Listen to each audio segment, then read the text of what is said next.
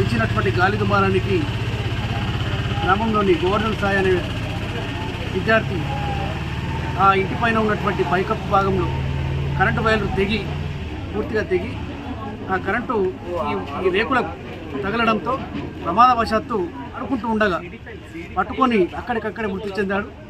ఆయన తల్లి రాగానే చూసి అక్కడనే శోకించగా ఆమె వెనుకకు తీసుకోగా ఆమె కూడా కరెంట్ షాక్ తగలడంతో వదిలేసింది.